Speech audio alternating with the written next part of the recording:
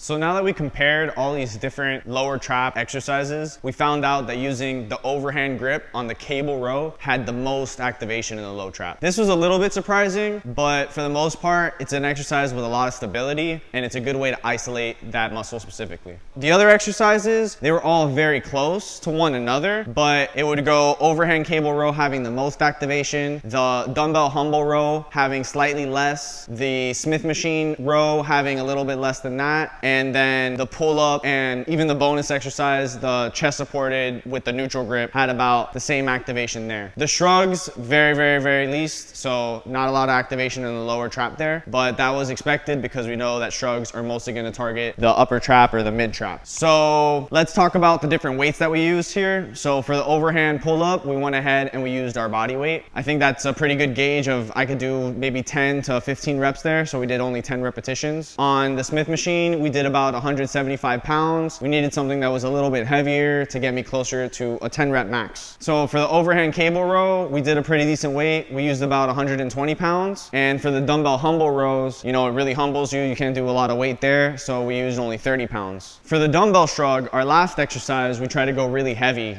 try to get some more activation out of the lower trap because we knew that the activation would be low. But even with 65-pound dumbbells, we did not get a lot of activation in the lower trap. Thanks for watching. Don't forget to like, comment, and share, and really just let me know what other demonstrations or comparisons you'd like to see in the future. Thanks.